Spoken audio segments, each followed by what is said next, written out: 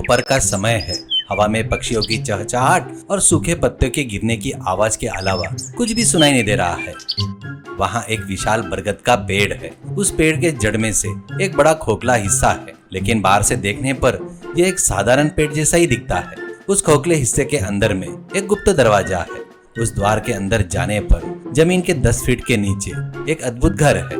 अंदर एसी की ठंडक, महंगे सोफे, एक बड़ा टीवी, एक रेफ्रिजरेटर, एक तरफ लोहे के बक्से खुले हैं जिसमें सोने के गहने, नकद के बंडल बिखरे पड़े हैं। उस घर में चोरों का गिरोह का सरगुना पुष्पा अपना बायां हाथ उठाकर ठुड्डी के नीचे हाथ रखकर गंभीर मुद्रा में बैठा है। पास ही लड्डू नाम का एक और चोर स्नैक्स खा रहा है। पुष्पा ने कहा, देख लड्डू, ये दुनिया नहीं जानती कि मैं कौन हूँ, लेकिन देखो इस जमीन के नीचे हमारा साम्राज्य कितना मजबूत है। लड्डू मुंह भरकर खाते हुए, जंपर में बम्पर। हाँ बॉस, क्या कोई सोच भी सकता है इस पेड़ के नीचे इतना बड़ा घर है, ऊपर जंगल, नीचे हमारा अजूबा। पुष्पा गर्व से हंसते हुए, पुष्पा मतलब नेशनल नहीं बाबू, इंटरनेशनल। झुकेगा नहीं साला। इस शहर में कभी भी चोरी हो, माल यहीं आना चाहिए, किसी को शक तक नहीं होगा। लड्डू ने फिर से कहा, जंपर में बम्पर। लेकिन बॉस, इतने सारे पैसे का हम क्या करेंगे? सब यहाँ ढेरों की शक्ल में पड़ा है। अगर कोई इसे देख ले तो उसकी आंखें फटी की फटी रह जाएगी। पुष्पा अपना कंधा झुकाते हुए, कौन देखेगा? इस जंगल में आने से ही लोग डरते हैं, फिर इस पेड़ के खोखले में घुसकर अंदर आने की हिम्मत किसमें होगी? हम यहाँ के राजा हैं। उसी जंगल में कुछ ही दूर पर रामू और सोमू नाम के 2 लकड़हारे काम कर रहे हैं। रामू बहुत शांत स्वभाव का और भगवान पर भरोसा रखने वाला व्यक्ति है। उसके गले में भगवान का एक छोटा सा लॉकेट भी है। सोमू हमेशा असंतुष्ट रहता है और सिर्फ पैसे के बारे में सोचता है। गर्मी बढ़ने के कारण उन्होंने थोड़ी देर आराम करने का फैसला किया। सोमू पसीना पोंछते हुए, ए रामू, दिन भर ऐसे मेहनत करने के बाद हमें सिर्फ 100 रुपए मिलते हैं। लकड़ियां काट काट कर मेरे हाथों में छाले पड़ गए हैं। क्या हम कभी करोड़पति बनेंगे? ऐसा कहा। रामू पेड़ के नीचे बैठते हुए, सोमू, भगवान ने हमें जो दिया है उसी में हमें संतुष्टि रहना चाहिए। मेहनत से कमाए गए पैसे 1 रुपए की खुशी करोड़ों में नहीं मिलती। सब उस भगवान की दया है। अगर भगवान दया करता तो अब तक हम महलों में होते। देखो वहाँ बरगद का पेड़ कितनी छाया दे रहा है। चलो थोड़ी देर वहाँ पर बैठते हैं। ऐसा कहा। दोनों चलते हुए उस रहस्यमयी बरगद के पेड़ के पास पहुंचे। रामू ने पेड़ को देखकर नमस्कार किया, लेकिन सोमू ने पेड़ के खोखले हिस्से में गौर से देखा। रामू, यह खोखला हिस्सा देखो कितना अजीब है। अंदर से कुछ रोशनी दिखाई दे रही है। यह प्राकृतिक रूप से बना छेद नहीं लग रहा है। ऐसा सोनू ने कहा। रामू रोकते हुए, नहीं सोमू, जंगल में ऐसी अजीब चीजें के चक्कर में नहीं पड़नी चाहिए। चलो हम घर चलते हैं। लेकिन सोमू ने बात नहीं मानी और अंदर झांका। उसे नीचे जाने वाली सीढ़ियां दिखाई दी। वो आश्चर्यचकित होकर अंदर चला गया। रामू भी डरते डरते उसके पीछे गया। अंदर जाते ही दोनों की बोलती बंद हो गई। जमीन के नीचे इतना बड़ा एसी घर, टीवी और सफेद सोफे देखकर सोनू की आंखें फटी रह गई। सबसे बढ़कर वहां पड़े सोने और पैसों को ढेरों को देखकर वो पागल सा हो गया। कमरा चोरी के सामान से भरा था। उस वक्त घर में कोई नहीं था। चोर बाहर गए हुए थे।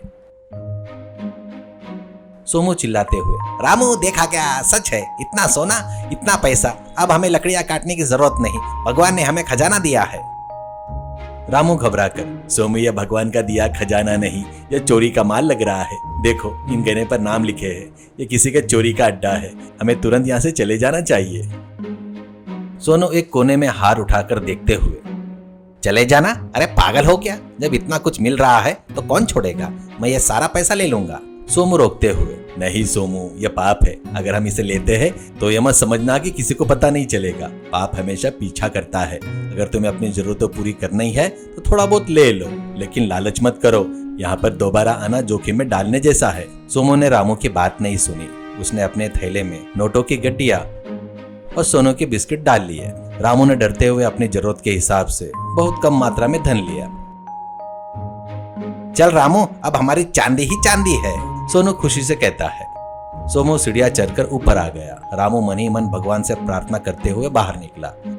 कुछ समय बाद चोर, पुष्पा और लड्डू वापस अपने भूमिगत घर पहुंचे। अंदर आते ही पुष्पा ने ठुड्डी के नीचे हाथ रखा। पुष्पा के साम्राज्य में सब शांत है, ऐसा कहा। लड्डू सोफे पर बैठते हुए, जंपर में बम्पर। बॉस वहाँ देखिए, पैसों की गड्डियां कम लग रही है। ऐसा लग रहा है जैसे किसी ने सोने को भी छुआ है। पुष्पा ने तुरंत उग्र रूप धारण कर लिया और अपना कंधा तेजी से उचकाया। क्या कहा? मेरे किले में घुसकर मेरे माल पर हाथ डाला? कौन है वो? इंटरनेशनल पुष्पा का खौफ नहीं है क्या? लड्डू पूरे कमरे की तलाशी लेते हुए, बॉस यहाँ जमीन पर किसी के मिट्टी वाले पैरों के निशान है। ये पक्का उन लकड़हारों के निशान होंगे। पुष्पा गुस्से में कांपते हुए, जो कोई भी हो, अगर पुष्पा की नजर में आ गया तो बचेगा नहीं। मैं उसे खत्म कर दूंगा। मेरे गुप्त घर का राज जानने वाला जिंदा नहीं रहना चाहिए। लड्डू कांपते हुए, अरे जंपर में बम्पर। हाँ बॉस, वो फिर आ सकते हैं, हमें पहरा देना होगा। पुष्पा अपनी दाढ़ी सहलाते हुए, उन्हें आना ही होगा। लालच इंसान को दोबारा यहाँ खींच लाएगा, तब मैं उन्हें अपनी फिल्म दिखाऊंगा। कुछ दिन बीत गए। रामू ने अपने लाए हुए थोड़े से पैसों से अपना पुराना कर्जा चुकता किया और शांति से लकड़ियां काटकर अपना जीवन बिताने लगा। रामू ने उस पेड़ की ओर जाना छोड़ दिया, लेकिन सोमू की स्थिति अलग थी। उसने नए कपड़े खरीदे, विलासित से घूमने लगा, लेकिन उसका लालच और भी बढ़ गया। सोमू रामू के पास आता है। रामू, उस दिन जो पैसे लाए थे ना, वो खत्म होने वाले हैं। चलो फिर से उस पेड़ के पास चलते हैं, वहाँ अभी भी बहुत कुछ है। रामू लकड़ी काटते हुए, सोमू मैंने मना किया था ना, हमारे पास जो है उसी में खुश रहेंगे। अगर उन चोरों ने तुम्हें पकड़ लिया तो वो तुम्हें मार डालेंगे। पैसे से ज्यादा जान कीमती होती है। सोनू मजाक उड़ाते हुए हंसता है। तुम्हें हमेशा इस ईश्वर की भक्ति और डर के अलावा कुछ नहीं पता। मैं जा रहा हूँ, मैं अपनी किस्मत को जरूर आजमाऊंगा। वे चोर हमेशा नहीं रहते हैं, वे बाहर चोरियां करने जाते हैं। रामू मिन्नतें करते हुए, नहीं सोमू, वहाँ मौत का ठिकाना है, मत जाओ। पर सोनू ने एक ना सुनी। पैसे हो तो तभी दुनिया में इज्जत मिलती है, तुम्हारे जैसे व्यक्ति को ये समझ में नहीं आएगा। ऐसा कहकर सोनू अकेला ही उस बरगद के पेड़ की ओर निकल पड़ा। रामू ने आह भरी और अपने काम में लग गया। सोमू चुपके से बरगद के पेड़ के पास पहुंचा। यह सुनिश्चित करने के बाद ही आसपास कोई नहीं है, धीरे से उस खोखले रास्ते में घुस गया। वह अंधेरी सीढ़ियां उतरकर अंडरग्राउंड हाउस में दाखिल हुआ।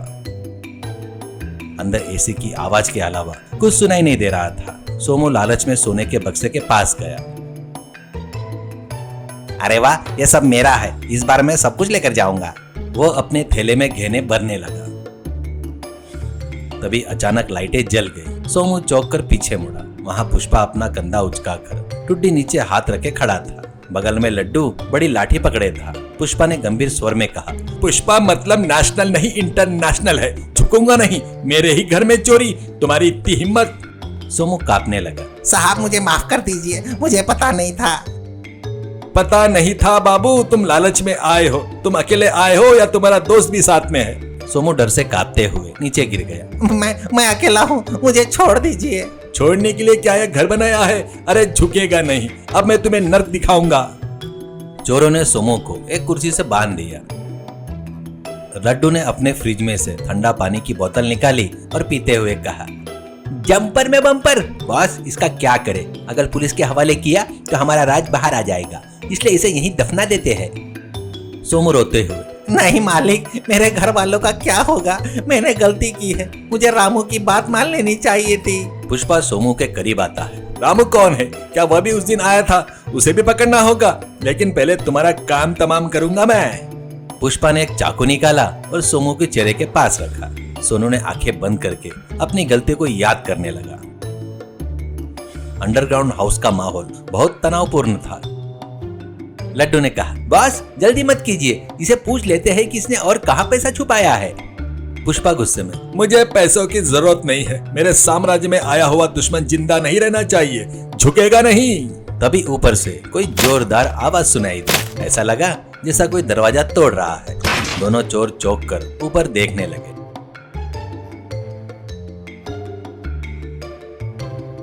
ऊपर से पुलिस बंदूकों के साथ अंदर घुस गई। उसके साथ रामू भी था। रामू को सोमू पर शक हुआ था और उसके पीछे जाने के बाद तुरंत उसने पुलिस को सूचना दी। उन्हें यहाँ पर ले आया। इंस्पेक्टर चिल्लाते हुए, कोई हिलेगा नहीं, तुम सब चारों तरफ से गिर चुके हो। पुष्पा अपने स्टाइल में कंधा उचकाने ही वाला था कि पुलिस की बंदूक देखने पर उसने हाथ ऊपर कर लिए। जंपर में बम्पर, मुझे छोड़ दीजिए सर, मैं तो बस खाने के लिए इसके साथ में था। पुलिस ने पुष्पा और लड्डू को बंदी बना लिया। रामू तेजी से आया और सोमू की रस्सी खोल दी। सोमू ने रामू को पकड़ लिया और रोने लगा। मुझे माफ कर दे रामू, तुम्हारी बात न मानकर मैं लालच में आकर अपनी जान गंवाने ही वाला था। तुम मेरे रक्षक हो। रामू शांति से, सोमू अब तो समझ गए ना, गलत तरीके से आई दौलत हमेशा मुसीबत ही लाती है। ईश्वर ने तुम्हें बचा लिया है। इंस्पेक्टर रामू के पास आए। रामू, इस खतरनाक चोर गिरोह को पकड़ने में तुम्हारी मदद हम कभी नहीं भूलेंगे। सरकार ने तुम्हारे लिए नकद इनाम की घोषणा की है। ऐसा कहा। कुछ दिनों बाद जंगल में फिर से शांति छा गई। उस अंडरग्राउंड हाउस को पुलिस ने सील कर दिया।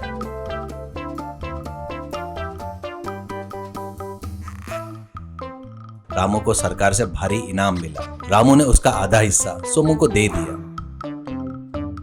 सोमू हैरान हो गया। रामू, ये तुम्हारी मेहनत है, तुम्हारी बहादुरी का इनाम है। तुम मुझे क्यों दे रहे हो? मैंने तो लालच में गलती की थी ना।